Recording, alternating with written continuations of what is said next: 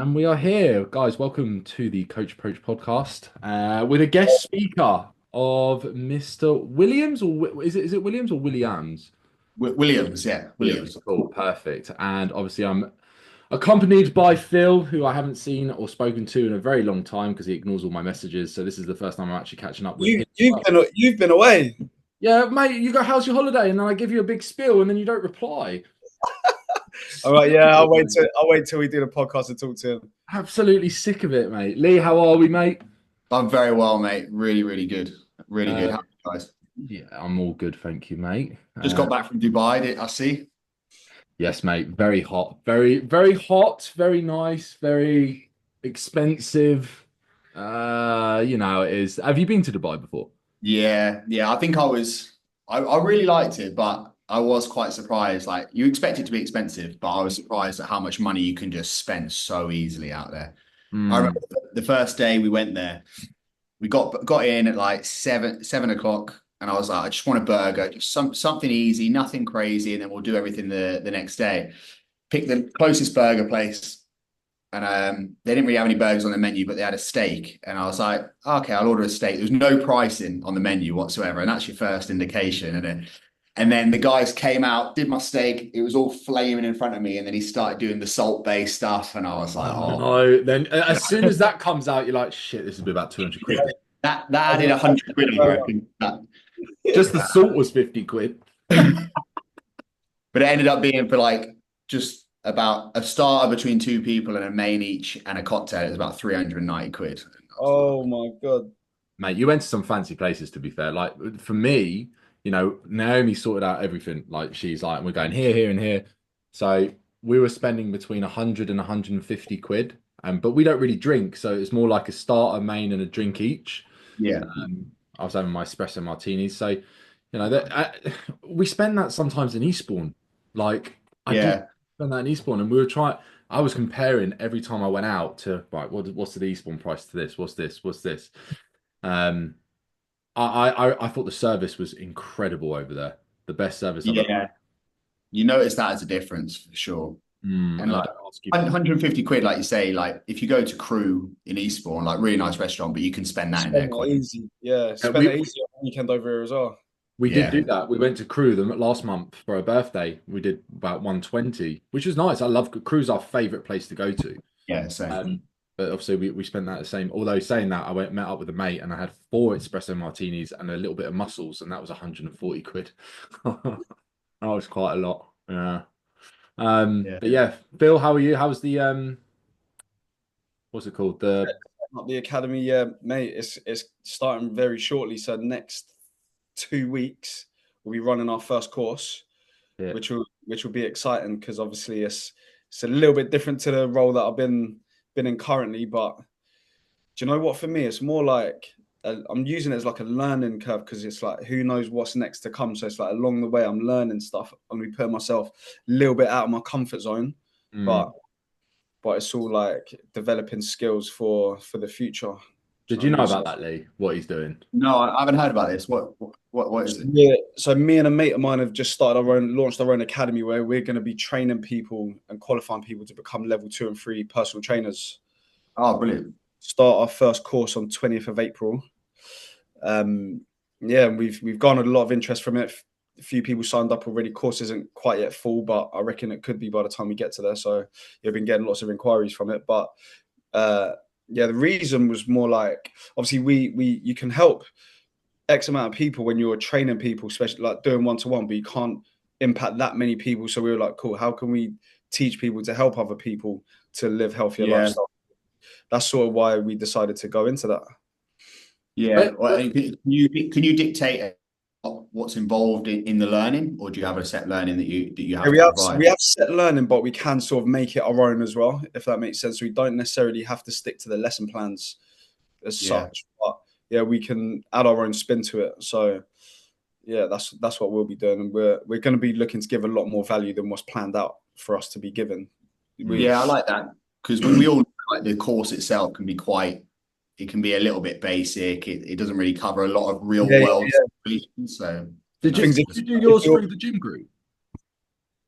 hit you up? No, I did mine through Sideways 8 Training, which is like it's an esports provider. I do rate them highly. I did that in my first year at uni, just in like a little summer thing because they were doing a deal. But they were really good. I do recommend them a lot. I But did one through them as well. Christoph. oh, yeah, Christoph, really nice guy, very knowledgeable. Yeah. Where'd you do yours, Dom?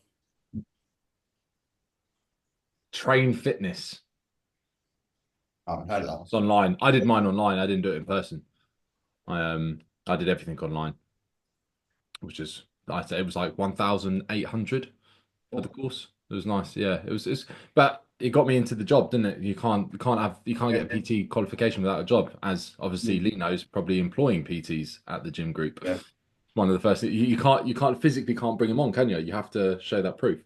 Yeah, you have to, and it's hard. I think it's quite hard to dictate like what's actually a good training provider and what's not. To be honest, there's so many out there at the moment. So like, yeah, it's good what you're doing, Phil, because like there's so many, and people come to me a lot, and they're like, can you tell me if this person's good? They're charging this person's charging this, and I'm like, it's hard to dictate what's good quality without actually being in the course itself, and if they can warrant that price, because some of them vary from.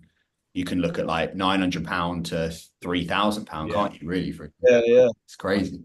I think it bases on location as well. I think people in London may be paying a lot more if it's an in-person qualification compared to maybe down here, possibly. Which actually led me, Leigh, thank you for coming on the podcast, by the way. I think it's going to be a very interesting one because I've got quite a few questions right in front of me. And it actually led me to the first thing, because I remember seeing you when I was back in when I was in 19, 20, going to the gym group, and you were, I think, a PT back then. Yeah. Obviously, how old are you? 29, 28? 29, yeah, I'm 30 in July. I know. I thought you were like 36, to be fair. No, I'm only joking. But I remember, yeah, what got you into the PT in itself? Because you've been a PT for a very long time now, and obviously you've worked up the ranks. What got you into it originally? Like, why? I think it was a weird one, because I was always really interested in like health and fitness. Like, even though that wasn't my career path, that was what I was interested in more than anything. I was obsessed with the gym. I was obsessed with watching sport, combat sports, rugby, football, all that sort of stuff. And then I thought, I didn't know what to do after college, like after school. And I thought, what should I do? What am I interested in? Then I wanted to go in like the army or the police. So I did a course for that, did a year, found it a bit mundane to what I expected. Like I think it would have got more interesting down the line, but maybe I didn't have the patience. But I did a year, and it was all politics, leadership, diversity, law, and all that sort of stuff. And I didn't enjoy it. And it was my mum that just said, you know what? I think you'll probably get the best out of you just doing what you actually enjoy doing. And that was sport. So I did sport coaching and fitness at college. And then my mentor was a PT there.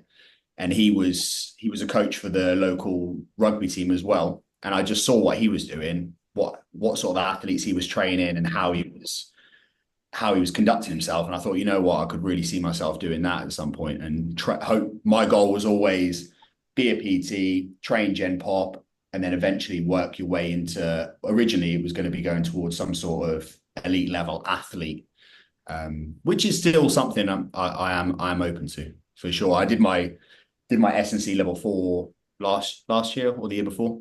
Yeah. So I'm still trying to keep that open. I still think that would be really cool to do at some point. But yeah, do you know what? I love it, honestly. As a personal trainer, like I'm qualifying level 4 strength and condition as well. I've not qualified yet, but it is good to kind of have that knowledge as well when you're just training clients who have other specific goals, being able to tailor programs to them and help with like rehab sort of stuff as well. And I enjoy implementing that side of things with clients as well.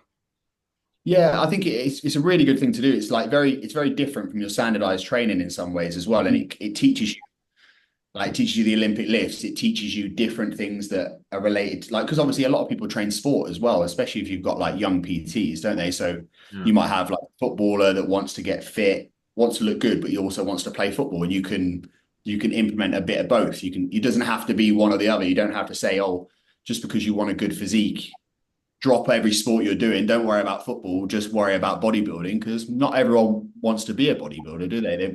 No, absolutely. That's Yeah. where me and Dom conflict all the time.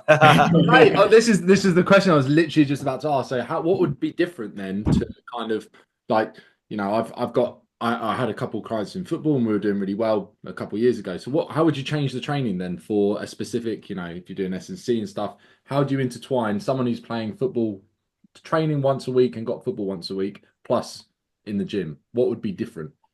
You'd have to obviously the biggest thing you'd have to realize is obviously if sport is how important is the sport to them. If it's a really important aspect, you need to tailor the training around them performing in that sport. So you can't have any training that's going to conflict with, say, like that Saturday game or that Tuesday session. Big ass leg day on a Friday night and then Saturday morning. Do you know what? This is my issue. Yeah, like everyone's like, I never see you train legs, and I'm like, man, I play football 3 times a week. No matter what day of the week I train legs on, my legs are ruined for football. It's so hard. When I played rugby, it was so difficult because on Friday, Sunday, Monday, I'm written off. I feel like my legs are battered, and then when it comes to it's like that fine line. If they were okay Monday or Tuesday, I could train legs. If they weren't, I wouldn't do it Wednesday because it messed me up for the game. So it was a really, really fine balance. It's goal specific, isn't it? Like you've got to be like, right, we're probably not going to grow some big ass legs because obviously you're football. Ash does quite a bit of this, doesn't he? He works with a lot of footballers. He does. Yeah. Footballers specifically, I think he tries to focus on, but it's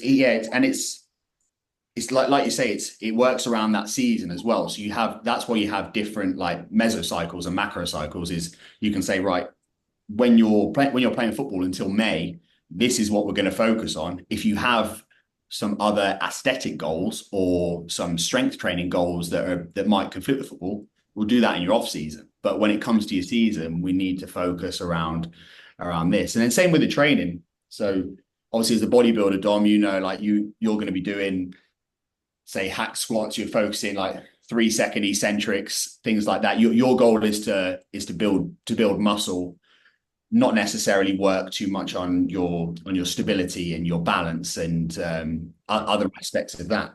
Whereas like a strength training athlete, that's not going to help them with their goals. They're going to be looking more for, say, proprioception, all of that, like their ability to explode. Exactly, yeah. The acceleration, deceleration.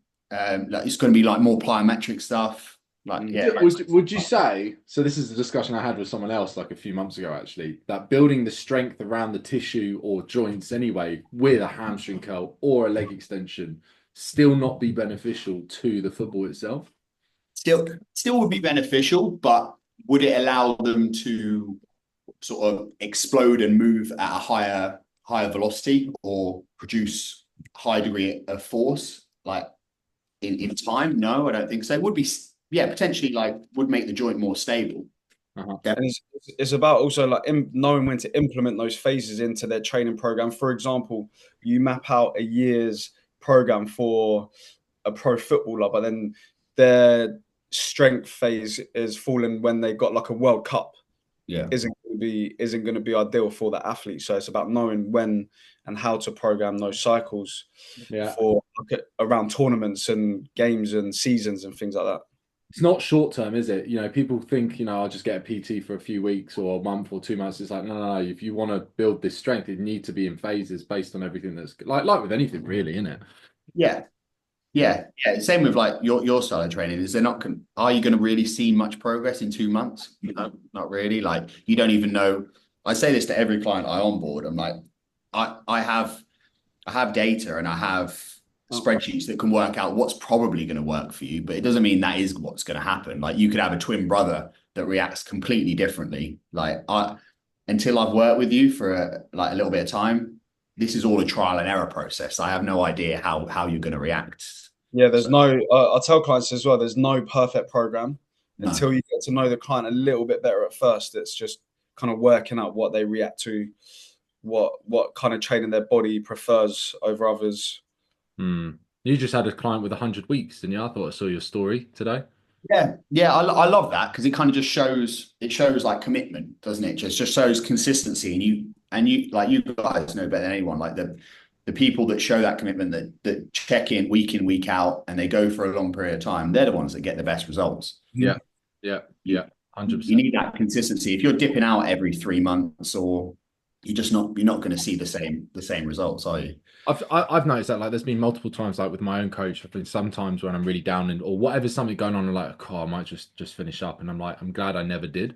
Even myself as me as a coach, like long term, I'm glad I never did and just went through the shit that I was going through, and I was like, oh, cool, now I'm good, I'm feeling better. I still managed to do what I needed to do, you know. It's just riding the waves pretty much. So with the training, I wanted to ask you, what does your training look like? Because I know you're fighting, you're doing this. What is your training like? It's changed a lot since obviously we trained before quite a few times. Well, we trained a few times. But what's your training right now? How do you approach it? Yeah, it has trained a fair bit. To be honest with you, I ended up getting very, very bored of like the bodybuilding style of training. I tried to push through, and it just made me not enjoy going to the gym. I'd actually like not really look forward to working out a lot of the time, and I'd just do it because I'm stubborn and I want to make sure I do it. But now I'm fully invested into MMA and jiu-jitsu. That's what I want to excel at, and that's more important to me than my aesthetic goals. So now I train usually like four weights anyway, like talking S&C, four times a week, and then that'll involve like a lot more mobility and warming up than I used to do. Heavy amount of plyometric training, explosive work, then some strength work, then a bit of a few accessories, what I need to work on and based around that movement. And then at the end, some sort of conditioning. So like hill sprints or sprints on the rower, I like to do quite a lot as well, because I feel like that transfers quite well and it doesn't tire my legs out. And then I have like one specific day every week where I'll do like a conditioning day, and I'll do like circuit style training that might be relevant to MMA. So a few plyos in there, but that's probably the biggest difference. I do a shitload of plyometric training at the moment, and I feel like that's really helping with my training. It's aesthetically, obviously, it's not going to help too much, but Well, every session, so 4 sessions, you're doing like plyometrics with every session. There's no like barbell bench press, squat, or anything like that. Yeah, no, I still do that. So say like, and as an example, like yesterday I did some mobility warm-ups, I did some like preparation, and then I did some lateral bounds, then I did box jumps, and then I did Disappeared. it's an automatic light, and and then I did barbell jump squats supersetted with some depth drops, and then after that, I've done that plyometric side of things. That'll take like half hour, and then I go into the other stuff. So then I did barbell back squats for like 3 sets of 5, and then I did some hamstring curls, did some Cossack squats and some lunges, and then I finished with my conditioning. So it's got a little bit of everything at the moment. And I feel like that's a good balance. Would you say, like, obviously, when me and Dom have these conversations, so someone with goals like Dom can't fathom the thought of having to change their training plan from what he's currently doing to a training plan like that. But would you say you feel better in other ways?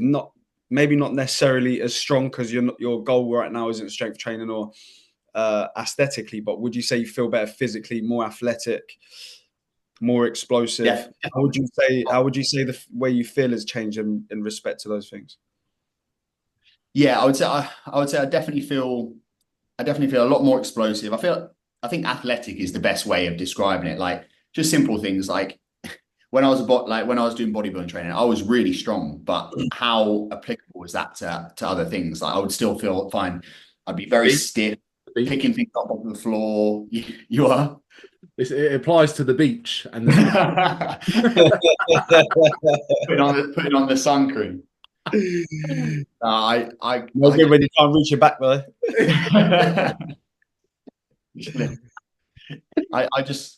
I didn't feel mobile at all. I was like, anyone that knows me knows, like when I was doing that sort of training, I mean, it still could do with some improvement, but I was really, really immobile. And then now I feel like I can explode a lot more. Like I've got higher box jumps. I've got a lot longer strides. I'm fitter. I mean, I can run a lot more. Like as an example, I did that run. I did the charity run in over the South Downs about 6 months ago. And I won't lie, I didn't really train for it at all. But going back to my bodybuilding days, if I'd done that then, I probably would have died. Yeah, absolutely ruined. Yeah, it would have killed me off. But like, yeah, I wasn't 100% prepared for it because I should have trained more for it, but I could do it. I feel like I'm in a good balance where I can do a bit of everything. But Mhm. Can I ask you a question quick? yeah, of course. Obviously, you have a phenomenal physique, but do you not think that was built from the bodybuilding aspect, and now you're pretty much sometimes losing it, maybe gaining a little bit with your current training? Because let's say there was a skinny kid, they're still going to get something out of the training that you're doing now, don't get me wrong. But do you not thank your previous self from the physique that you have now? Because you are, mate, you've got big size still. Yeah. That you wouldn't have got that if you just jumped into what you're doing now. Yeah, no, I think I wouldn't be as big as I am now. I think I'd be carrying a lot less muscle mass for sure. I think I built most of that doing the bodybuilding style training, and then I thought to be honest, I thought I would lose a lot more than I have. But then I just came to realize, and like you'll see it in a lot of studies as well, like it's actually pretty easy to maintain muscle after you've built it. Yeah. You don't have to actually do a lot of volume at all. So I think even like dropping down my training, like I used to train 6 days a week, put like push pull legs, and so much volume. And now, like, I mean, I do like one bicep exercise a week, and my arms are the same size as they've been like pretty much the last like 2 years. That fucking annoys me, that does. What is size of it, man? I thought I'd look pretty good in this fucking t-shirt, but look, you're but that's like Phil though. Phil has kept. I say this to Phil all the time. You annoy the shit out of me, mate, because you're always big. But he put a fuckload of muscle on early on, and now he's just cruising with that. He's not being inactive. Oh yeah, you're still active, you're still training. You're just coasting. Yeah, I wouldn't say I've like in regards to weight training, I've trained to progressively get stronger, to progressively gain more muscle. I just train because I enjoy it. Yeah. I'm the same as you. Like I played football, I was doing boxing for a bit till I broke my finger. But so training in a similar way to you was my focus for a little while. But when it came to lifting the weights, I wasn't losing strength. I was probably hitting the weights 2 times a week for a good 6 months, and I didn't see a big difference in my physique. No. Yeah, you're absolutely right there. I feel like in regards to that, as long as you're still maintaining like a healthy lifestyle, still eating right, Yeah. you're not going to lose it. As like you just said, it takes a long time to lose. But what most people do is they'll train for a holiday or a wedding or whatever. They'll achieve a good physique, and then as soon as they've achieved that goal, they're like, right, back to no training and just eating whatever I want. And then like, I've lost it all. Then this hard gathering that momentum to try get back into it again. 100%. And that little difference just goes such a long way. Just going from like not doing nothing to doing some is just there's such a big gap there. Like I think when you look at all the studies that I did at uni, you look at like people detraining, and you'd see like in muscle loss, 2 sets of leg extension a week would keep so much more muscle than just not training at all. Yeah. And obviously with our lifestyles, like you're playing football, you're doing like other little bits here and there, we're exceeding that. So you might lose a little bit, but I think everyone just thinks, oh, like you say, like, oh, I don't need to do it anymore and I'll just stop. But in reality, you don't have to go to the gym 6 times a week, but even twice, just it's enough. That's it. You know?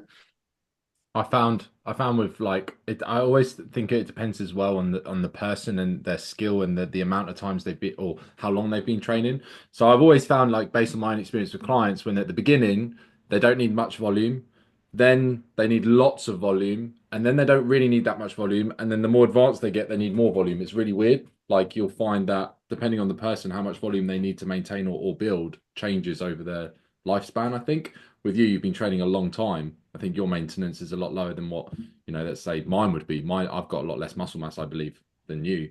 But I think if I did your training, I'd die. You definitely died. Don't forget the circuit that we did on the seafront. You only managed two rounds, and you had to go home. My knees were scratched up. I was doing burpees on the promenade. I was like, this is bullshit. Fuck this, I'm off. Yeah. I wanted to ask another question, and we've Yeah. said this a lot. I said this a lot when me and Bruno used to train and we used to see you. We used to call when me and Bruno used to call you the Rock behind your back because we don't understand how you get everything done. Like it seems impossible. Like to put it in perspective for anyone that's listening, Leigh is the general manager of the gym group, yeah? Yeah. The area manager, correct or not? No, I was a manager of Eastbourne and Brighton at the same time for about 18 months. Yeah, so that's there you go. Well, a manager down here, he does online coaching, he does PTing, he does fighting, he has a child, he has, I go like what, like who are you? It does Can I just say before Lee answers that, yeah? So obviously I was sending Lee about, we've probably said hello to each other, but we've never actually spoken. But Dom was like, right, the next person we're speaking to is going to be Lee. And he's like, mate, he's like Superman, this guy does it.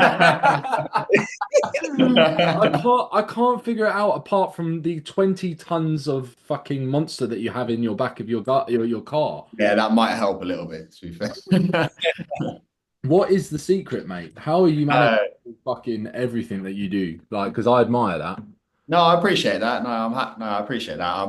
I'm glad it comes across because I do work hard. Like I won't say it's easy. Like I do put a lot of effort into getting everything done. I think I'm kind of one of these people where once I want to do something, I have to go in at like 100%. I don't really half-ass anything. I have to give it my best, and I don't like looking bad at anything either. Like I have to be good at something if I do it. I'm Mm. very competitive in that sense. So I think I got into that mindset, and I wanted to be a PT, then I wanted to be a manager. Decided I wanted to do both because I love both, and I enjoyed it. And then obviously I wanted to do my own sport, and I enjoy being busy. I enjoy being busy. I get a lot of satisfaction out of doing things well as well. Like I've got a few awards from doing well as like a manager, and obviously I've got some good client transformations, and I've helped a lot of people in that. And I just find that so rewarding. And it's like I'm sure you guys know, it's very addictive getting those sort of achievements, like the sort of euphoria that you get from it, the sense of accomplishment you get from it is really addictive. So you just try and push for more and more, and then sometimes I just don't know when to be like, Lee, maybe you should slow down a little bit and stop taking on so much. Have you ever And had then a obviously, burnout? Have you ever burnt out? yeah, I've come very close. I think this time last year was the closest I came, where I was doing everything I'm doing now, but I was managing two gyms. That obviously required a lot of back and forth. You know what the traffic's like to Brighton. That can be a bit of a pain. And it was a challenging site in Brighton that was struggling for a lot of reasons.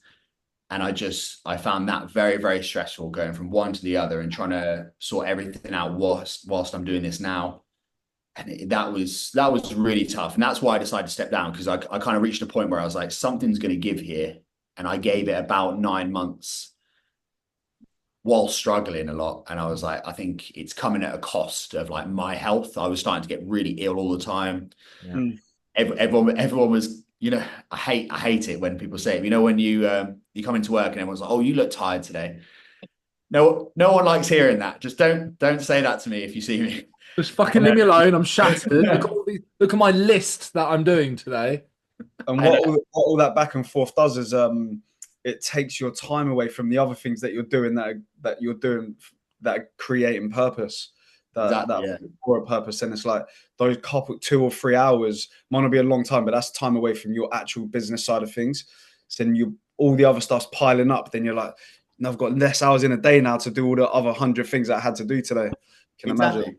And all you do is stress when you're like stuck in that position. Like I would just sit in traffic, and you're just thinking about all the things that you need to do, all the things that you could do.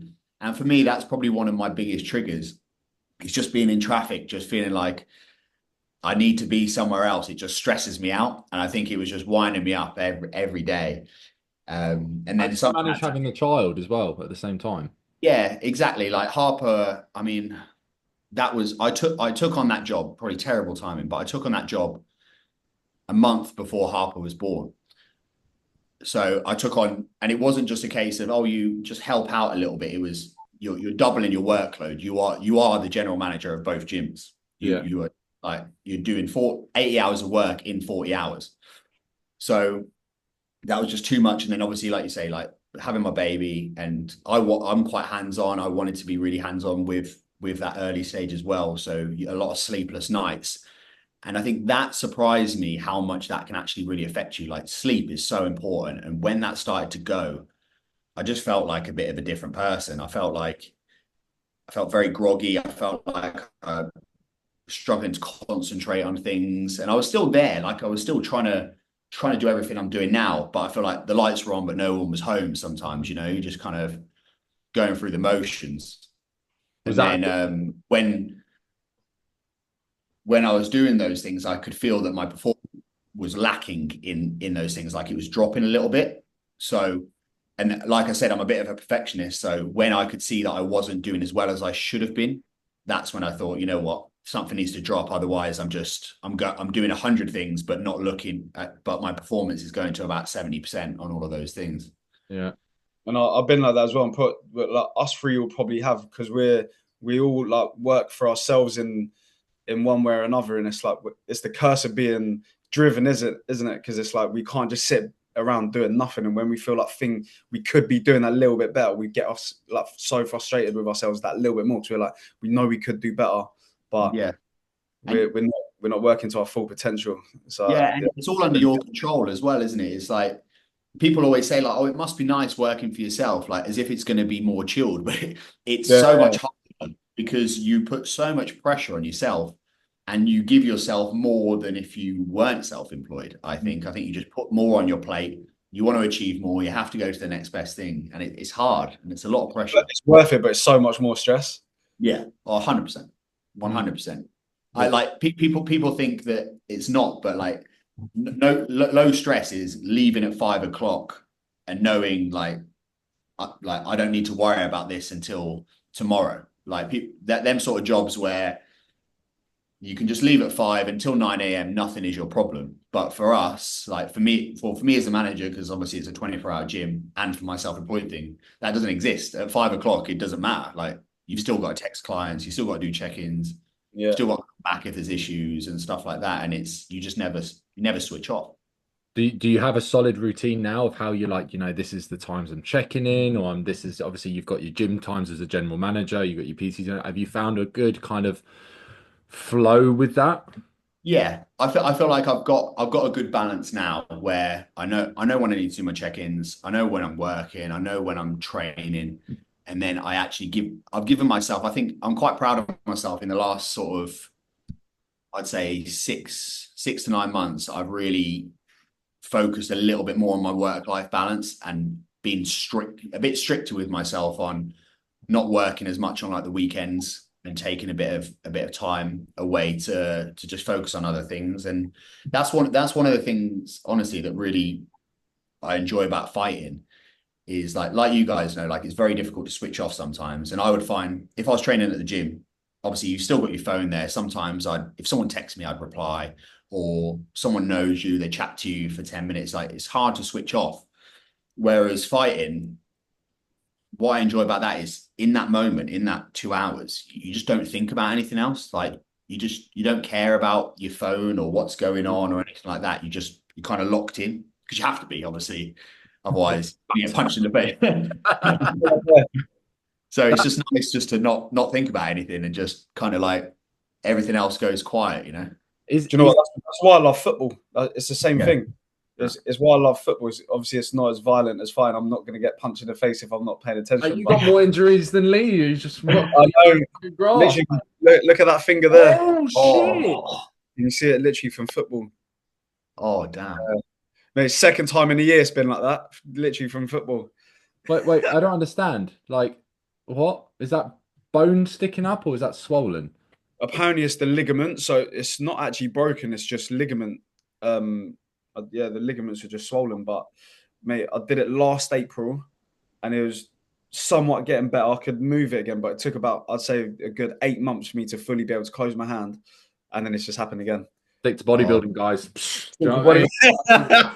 Well, stupid. I don't know if that's safer, mate. To be honest, I've injured myself in bodybuilding as well. I was going to ask, is that why you went into fight? Like, what was the reason you went into fighting? Like, was it a hobby outside of like, for me personally, like I'm looking at doing like golf or paddle or something that takes me away from, I love coaching, I love like what I do, but I also feel like I'm absorbed by it, that I need that like a little bit of a release, just away, just to do something else.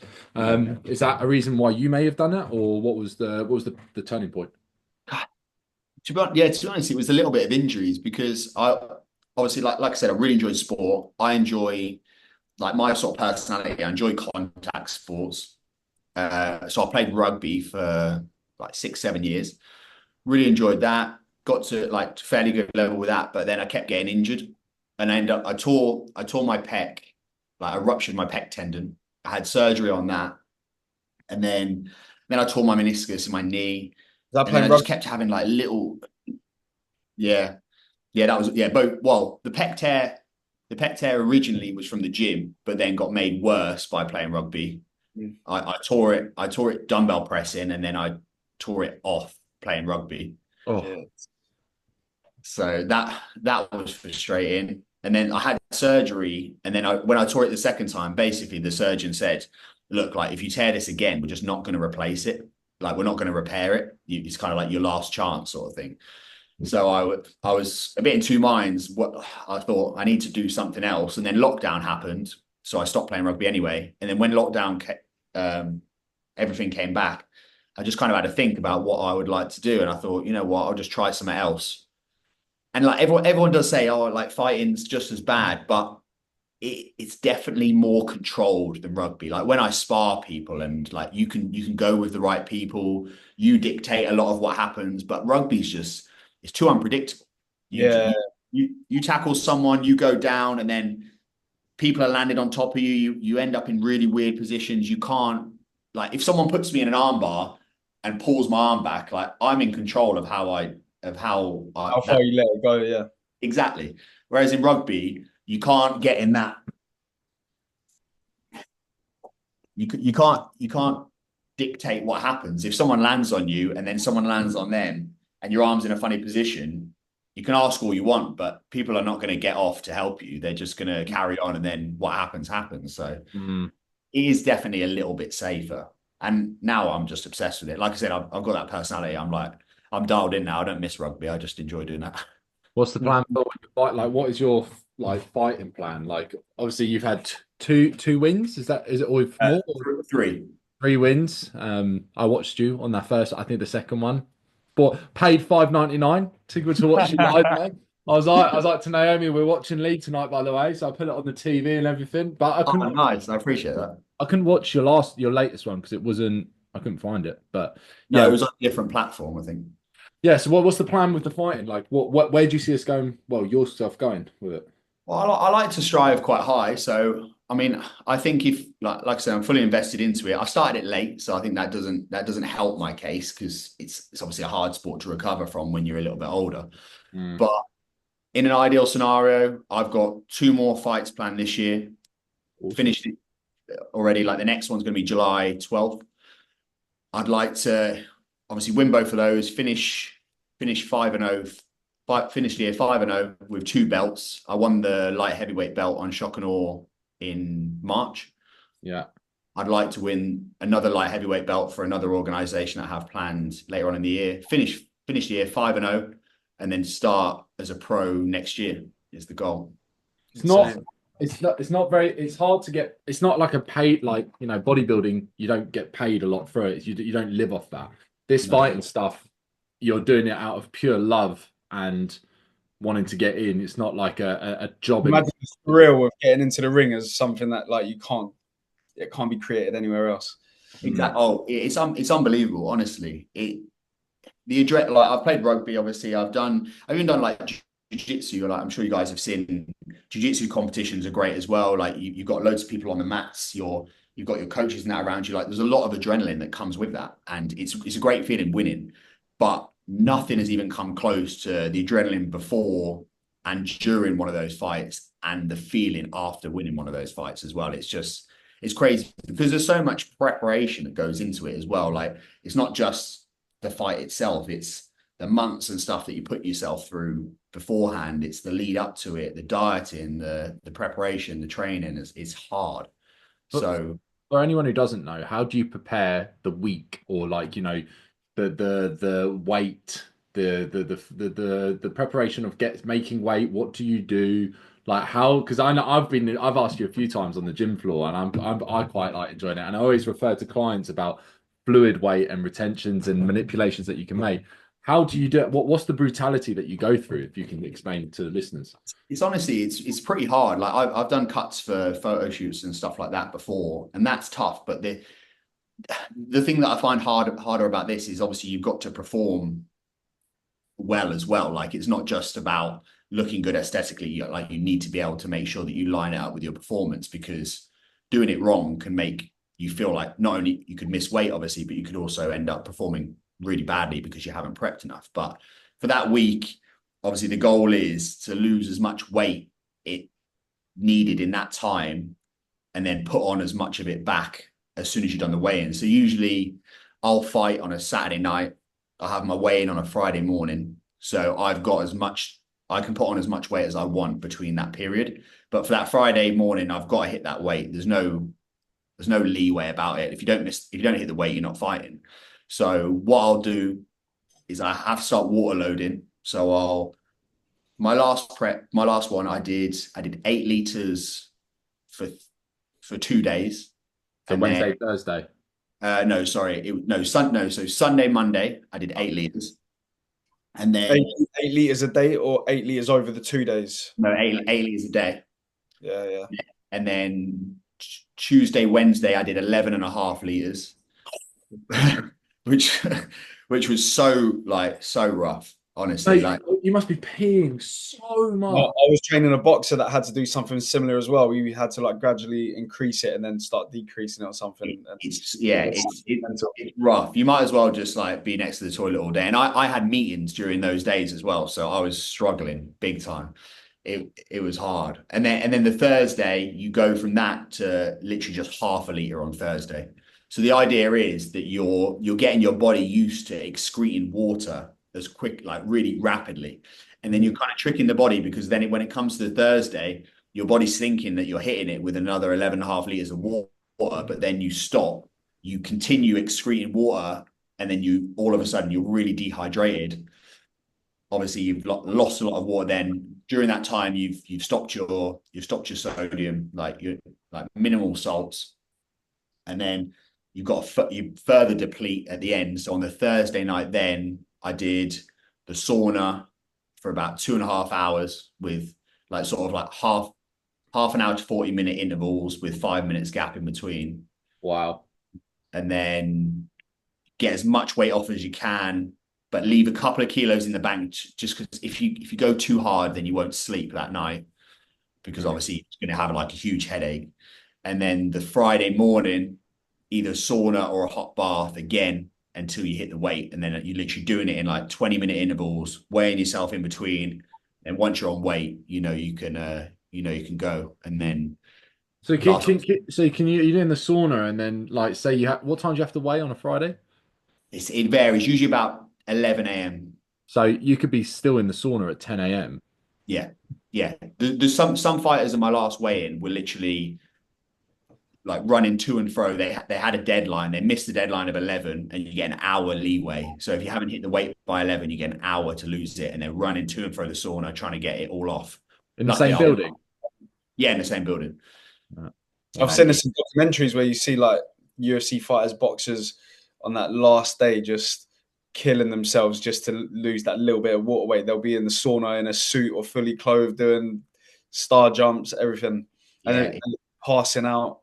It's rough. It's rough. Like on my last one, I was in the bath in the morning, not the last one, the one before, in my bath in the morning, and I had my my girlfriend Danny was with me, and she was like watching me, but I passed out like twice while I was in the bath, No way. just because I was too hot and it was a bit too much. And for me, like I don't even lose a lot. In that fight week, I'll probably lose about 5 kilos, which isn't a crazy amount, really. Like you look at some of the UFC fighters are losing like anywhere from like 12 to 15 kilos in that week. I've seen that in the documentary. Why don't they lose a little bit of weight way before that and then just maintain it? I've always wondered that. I think the idea is that the quicker they lose it, the more they can put on for the fight. So they're just trying to be as heavy as possible for that fight. Like some of them are coming in. I think it's Alex Pereira. He fights at the same weight as me, like 93 kilos, but on the weigh-in day. But then when he fights, I think he's about 105. Like by the time he gets in the cage. I've seen him in a hotel room where he's like in like a sauna, but just his head's popped out, so it's like a blow up thing, and he's just like all over his head. Yeah, they're the proper sophisticated ones. I don't have those. You got I'm just in my bath with my pants on. Not that level yet, mate. Sorry. that it is crazy, and I always say to clients as well, you know, the power of water manipulation. Obviously, bodybuilders do the same. I've done the same for my show. I did the same for my photo shoot, but obviously not to that extent at all.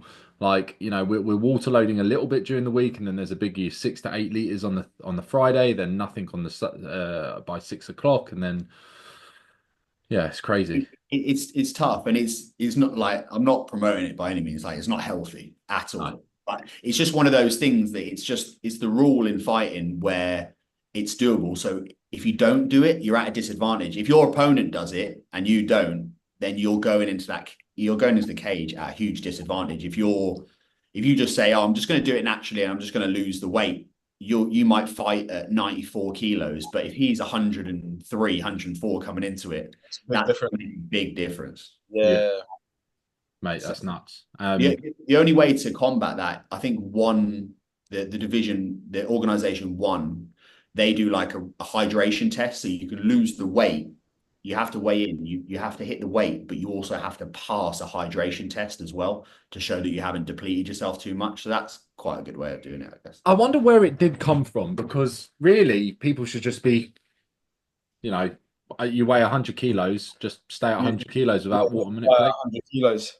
Like it, mate, doesn't, I don't know if you know where that's ever come from, like the actual, it's just, I don't know. It's weird because it's not the same in jiu-jitsu. Like when I compete in jiu-jitsu, I weigh in like an hour before I have a match. So I have no time. So that's why when I do that, I'm in the open weight category, because it's usually like anything over 97.5. And I don't want to die under 97.5 for like a jiu-jitsu comp. So I just go in the open weight. Yeah. So I don't know why they don't do it like that, to be honest. Yeah, that's why I don't obviously do fighting. I just stick to my building and dumbbells, mate. I did want to ask as well, in terms of steroids, comes to the fighting or general bodybuilding, like, do you know you're fighting people on steroids? Have you done steroids in the past? Like, what's your take on if you have done it or not done it, or people in the fighting game, do they get tested? Like, what's your view on that? Because that is a hot topic of a lot of people I speak to. Yeah, no, I think it is like you don't know at my level. You don't know. There's no way of truly knowing. I've sort of dabbled in the past, like very very minimally. About it was like in the lockdown period, like the first year of lockdown. But I contribute my my pec tear to doing that. Oh, really? Yeah, because I only did it for about a 4-month period, and obviously I don't know all the ins and outs, but from what I have learned, that your strength increases at such a rapid rate that your tendons and ligaments can't keep up. Yeah, your muscle tissue can grow, and like neurologically, you do become stronger and you become more efficient, but your tendons and ligaments can't handle it. And then, so I think, to be honest, I think that's why I ended up hurting myself, which was a stupid thing, but it was a decision that I decided to make. And then when I recovered from that, I was in a position where obviously I was doing recovery and stuff like that. So there was 0 point. And then I looked into it a little bit more and saw that what effects it has on your fertility. Yeah. And obviously that's a big impact. And for me, that was a huge thing. And I just made a conscious decision then that I didn't want to pursue that route, because although I know it is possible, it's a risk. It's a huge risk. And for me, if I come at that cost, isn't worth it. If I was, say, like great bodybuilder and I looked amazing, but I couldn't have a child. Like that's not even in comparison for me. Like it's not even a question. I would choose that over anything. So I decided not to pursue that route. Obviously, I had my baby, which I love her more than anything, and I want more, a lot more children. So it's not something that I would pursue anymore, even if it was a possibility. Yeah. In fighting, I think there is a lot of it at the amateur level.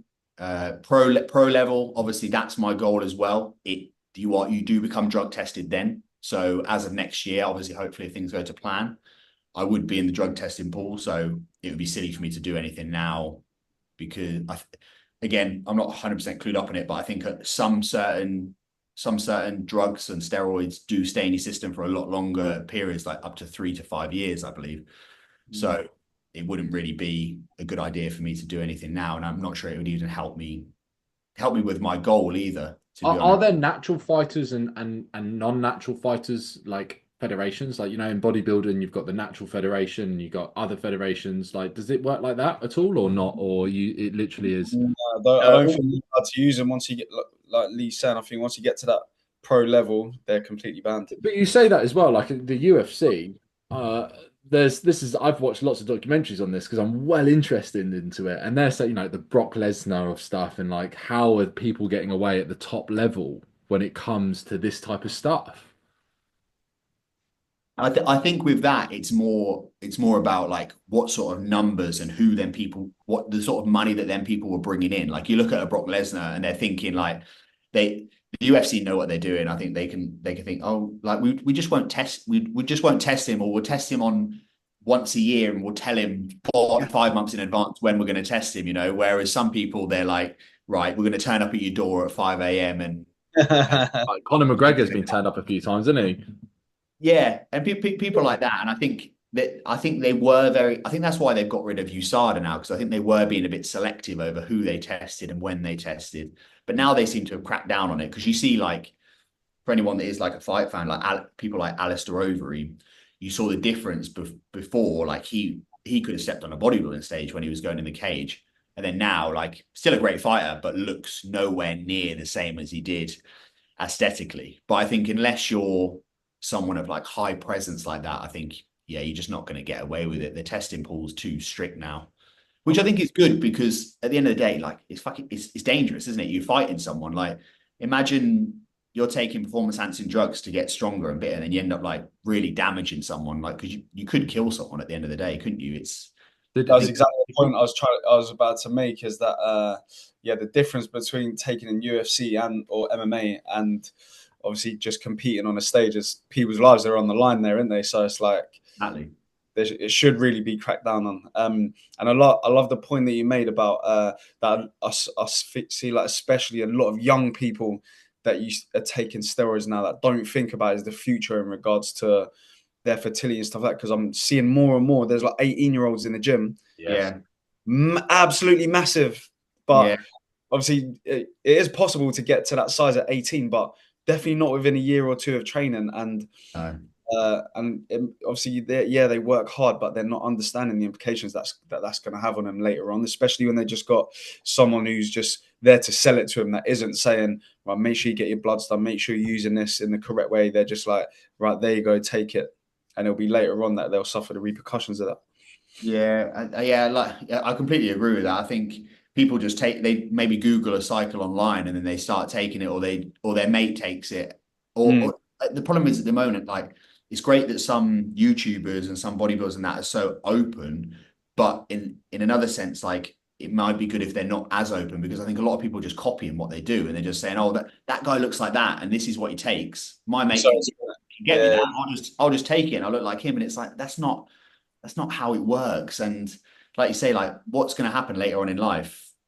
I think just the cost to reward ratio is just it's a huge thing that you need. It's a huge decision to do it, and you need to be ready for that. And like, I think bodybuilding is, if you want to be a pro, it's got to be such a selfish sport, because you've got to, like, not only are you sacrificing things during prep and stuff for dieting, but you're sacrificing like your health, you're sacrificing like both physical and mental. Like, those sort of drugs they're going to make you a bit of a different person around people as well. You're going to become a bit of a different person. You might lose your temper more. You might might be snappier, you might be a lot moodier. And then, like you say, like things like fertility, things like even like sexual performance and stuff like that. Like there's so many ways that it can affect you. It's a bigger decision than just seeing something online and deciding to do it. That's saying and where you talk about the openness, I do feel like people being a little bit more open about it, but they're not as open about the negative effects of it at the same time. Yeah. That leads really nicely into the next question I actually had straight away was, what do you think about the bodybuilding scene now? Like with not just the steroids, I'll go into someone else, but yeah, with the steroids and the young'uns that are doing it not a lot more. I've had lots of inquiries with wanting guidance on cycles, and I've like not transferred them. What am I talking about? I've referred to someone else who knows it more. There's a big hype about it now at the moment. So I thought, what are your thoughts on the current bodybuilding scene? Yeah, I think I'm not in it as much as I used to be, but like I said, I feel like YouTube and social media has been good in a way that it kind of does showcase what people go through. But I feel like people as bodybuilders as well, like I think like Phil said, it's a lot of just the good things are shown and not enough of like what the difficulties they have. Like how is that like you've done a great competition, yeah, you look amazing and all that, but what's been the cost? Like what's your health like? What's your blood markers like? What are you going to have to go through now? What effect has that had on your relationships, and what effect has that had on your work balance as well? Like if you've got a job that maybe requires you to be on point and you to be customer service facing even, what effects has that had? You sacrificing everything as a result of just getting that trophy. I mean, for some people it's worth it, like fair enough, if you want to do that, you do it. But yeah, like Phil said, I feel like people aren't open enough to how much sacrifice it actually takes to be a bodybuilder. I think it took me a while to realize that. When you think it all looks good from the outside, but then when you realize the level that you have to get to even make a living off it, just to even say earn 40 grand a year as a bodybuilder is crazy. It's honestly crazy. And what do you have to do as a result of that? And how much money are you spending on your steroids? How much time are you spending away from your family and all this sort of stuff? What would you say? That's very interesting you say that, because there's been a few people like over the years that have seen me around the gym and they're like, mate, you need to start competing. Like you don't, but I hate saying I don't train seriously, because I do, but like Don mentioned earlier, I'm not there smashing the weights all the time and things like that. And they're like, man, if you took it a little bit more seriously, jumped on this, you do good on stage. And I'm like, but I know that they're getting on stage and not getting nothing for it. So what is the point in that? Yeah, it's some people love that, and that's great, but it's not everyone's goal. Like some people do just like training just because they enjoy training. Like that, and so that's okay as well. I think that needs to be normalized a little bit more. Is just I just want to look good. Like I don't need to have a purpose. I want to look good and I want to feel good, and that's it. That's okay. You don't have to step on a stage. Absolutely. What would you say to the young kids that are, you must see a lot through the gym, you might hear a lot of the chat. What would you say to the young kids, thinking of jumping on, or what guidance, not just steroids, but like, what would you say to a 20-year-old male or female when they're just hitting the gym? I think for the first thing, and I think that they need to think about, and they need to actually or do at least. I don't think anyone should even consider it until they've been training like seriously for 2 to 3 years. Like, and I'm talking like not just going to the gym with their mates twice a week. I'm talking like this is your life, 2 to 3 years, 5-6 days a week. You're doing the cardio, you're doing the weights, you're monitoring your health, you've got a goal, you're tracking everything. After that, that should be like the minimum like requirement to even consider it in your head, because you can achieve a lot in that time as well. And I think some people would surprise themselves. I think some people probably jump on way before they need to. And do you know what? I agree. Sorry to cut you off, but I agree with that so much, because there's a good 3 to 4 people I'm going to send that little clip to that need, because it like they'll listen to it from someone else. Because I've had 2 or 3 people that obviously won't name any names or anything like that, but they're like, they haven't trained, haven't even started training. They might have trained previously, like 2 or 3 years ago, and they're like, well, I've just ordered this, and this, clean, trend, test, ready to start training again. And I'm like, bro, you don't need to be doing any of that yet. Yeah. And it's No, like, mentally, they're not even in a place where training's part of like their routine, let alone part of their lifestyle. And it's no. like they'll do it for like 2 or 3 months and then just jump straight back off it, fall off the gym. And it's like you need to make sure you're in a place mentally to and making gym part of your life before you start doing that. 100%. You need to be committed. Like I completely agree with that because you, at the end of the day, the way I would see it, if I was to go on a cycle now, what I would say to myself is like, look, this is coming at the cost of your health. Like you're taking years off your life at the end of the day. So why would you not give it 100%? And there is no way that I don't know, start eating crap or start missing gym sessions at the end of the day. Like you're making a commitment to take years off your life and put your health at risk. So you have to be able to give absolutely everything to it. And if you can't do that whilst not taking it, then I don't think you deserve to really even think about it, to be Well, honest. I think this is where it gets a really bad rep as well, because people jump on without any guidance, because people jump on, jump off, then get depressed, and then don't get depressed, not doing any blood work, not doing any supplements that need to come with what they're taking as well. Um, Rather than just nailing those basics, like you said, is just, get your nutrition on point, get your consistent training on point, get to your natural ability on point as much as possible, and Yeah. that's going to really get you a long way. um, and what would you say to the later part of like your 40s and 50s? Because I've had this conversation with a few people, and I actually had a consultation with one person just before this podcast, and we were talking. He was talking about possible we might go for like some TRT just because I'm at that age. He's in his late 40s. Do you think that's a good idea? Do you think?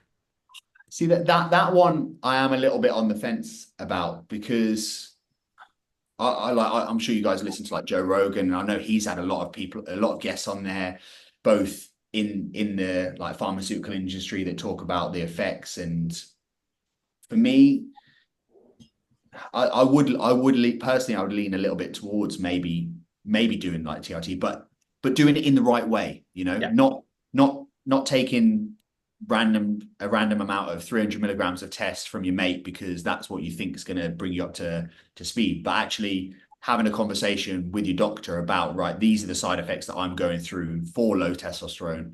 What do I need? Because everyone's so different as well. Like people, I've heard this term as well, that I'm just going to cruise on 250 milligrams or something like that, where people like that's quite a lot. Like, It's and still quite a lot, yeah.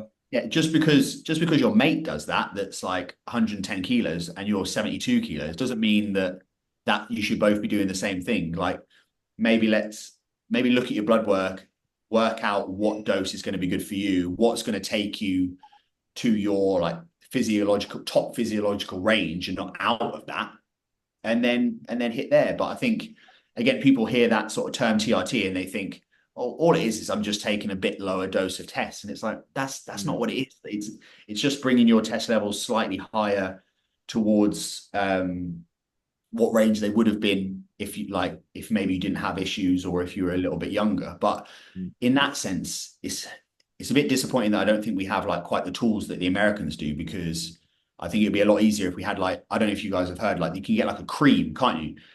A testosterone cream that you just put into your chest and your skin absorbs it, and then you take the test from that.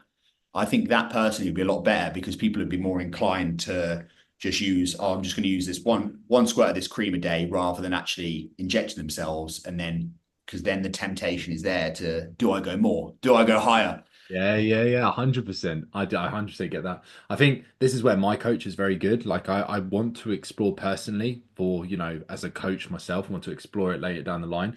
Yeah. Still trying to get Naomi around the idea, of course, because it's a joint decision. But he's really good in going, okay, where are we psychologically? Where is the blood work that we need? We need this and this. If we're going to do this, then this is the supplements we need to do. How's the nutrition? He's very good at going, right, bosh, bosh, bosh, bosh. It's never going, okay, mate, cool. I'm going to send you 500 grams or milligrams of fucking test and start injecting into your ass right away. I think that's a really, and I think you need to find a great coach for anyone listening and thinking about doing it. find a coach that's invested into your health and making sure that you're doing it the right way. If any coach just goes, yeah, no worries, mate, here, do it there, without any kind of background research, stay away. That would be my advice. Yeah.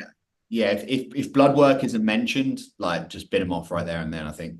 Right away. If they try to make a quick sell at the expense of other people's health, is crazy. Exactly. Yeah. And people do it without any remorse either. Like people don't think about the implications that you're having on people. Just like, it just might seem really, just like really innocent. Just, I'm just sending them some testosterone and stuff like that. But what that can do to them or lead them into doing is crazy. So like, then it's honestly, it's crazy that people are just so quick to do that. 100%. I wanted to, like, I got one last question, because this is, I think, a lot of people think training is just fat loss or, you know, just muscle gain. And I wanted to ask you, what did bodybuilding give you? So in returns, you know, maybe a routine or learning this, doing this, what is it giving you apart from obviously a physique? What did it give you in the past when you were like kind of invested into it and before obviously you started everything else? What, just outside of like aesthetics? Yeah. I think it gave me structure, it gave me routine, and it gave me organization. I think you need all of those things to be a good bodybuilder. And I think they transfer into other aspects of life. And I feel like that really helped me, like, because obviously when you're a bodybuilder, you know, right, I need to take these supplements every day. And you're looking at your week as a whole, aren't you? Like Monday, I'm doing this workout. This is how many cardiovascular workouts I'm doing. And then with nutrition, I need obviously organizing your macros, organizing your calories, making your meals, meal prepping and stuff like that. It takes so much, it's a lot of effort and it's a lot of organization that goes into it because you can't really just wing it. So I feel that transfers so well into other aspects of life, just being organized with clients, being organized with your morning routine, your bedtime routine, other things. I think like that's helped me. I think it's helped me be a better coach, to be honest, as well. Just being a bodybuilder, just being a better coach, because I'm more organized now. I'm more methodical. I'm more structured in what I do. And also, I think it's helped me like with discipline. I saw a thing the other day where it was saying about like abstinence from food and water, doing that from like, even if you're talking a fast or if you're talking a dieting phase, whatever it is, can lead you into better discipline with other aspects of life. And I think that's so, yeah, it's so true, isn't it? Because like we all know dieting is the hardest thing for like most of our clients.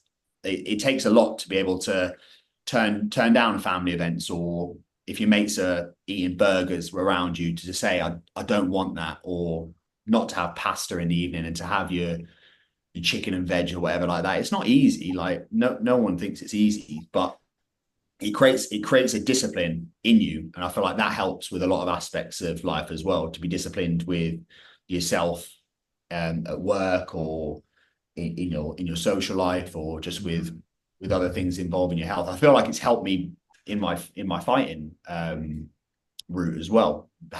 Knowing how I did things as a bodybuilder and how I was able to discipline myself with food before, made the transition to going into the weight cuts a lot easier, because I map it out. I know what I need to do.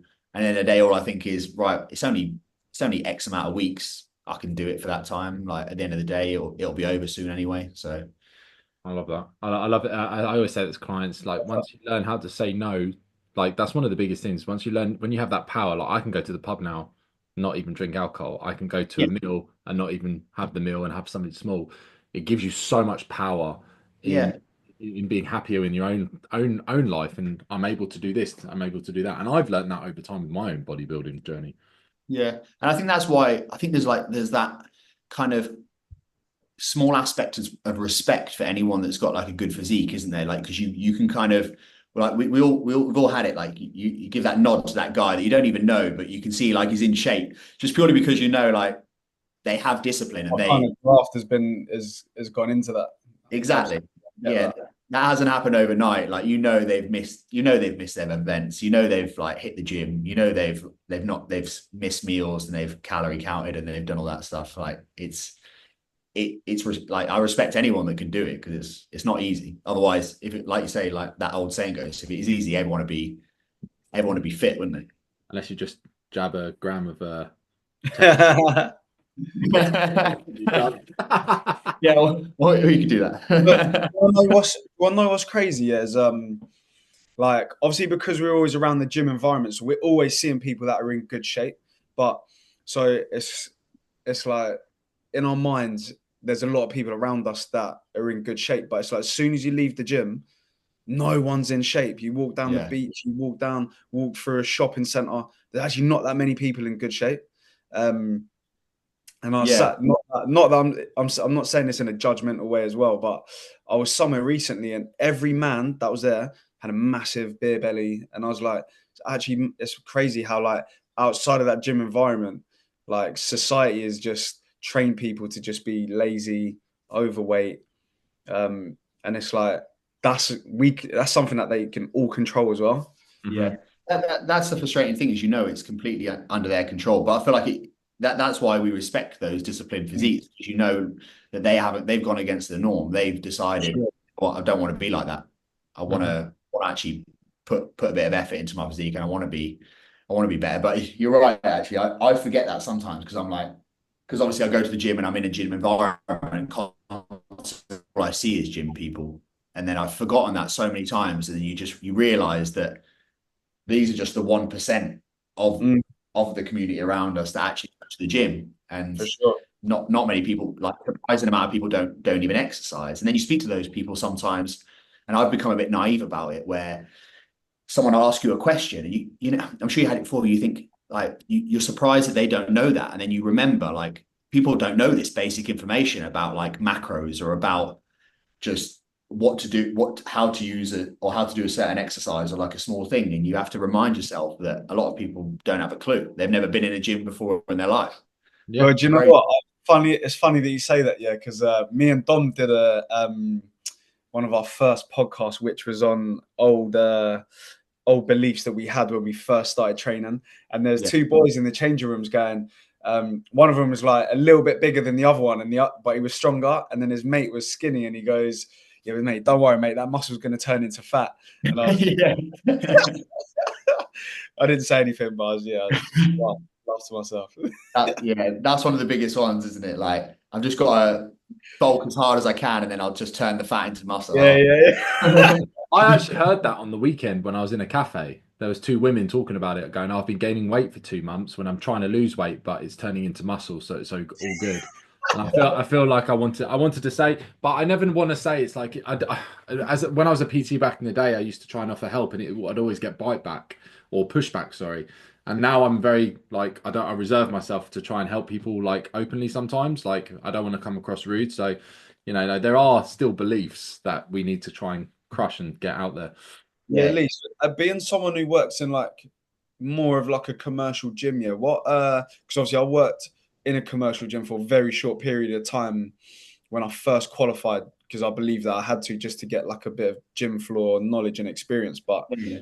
one of the things we had to do was if we didn't have anything scheduled out to do, we had to be walking around the gym, talking to people, helping people. But you do get a bit of like Dom said, bite back from that sometimes. But is that something that your personal trainers advised to do, or not Yeah, really?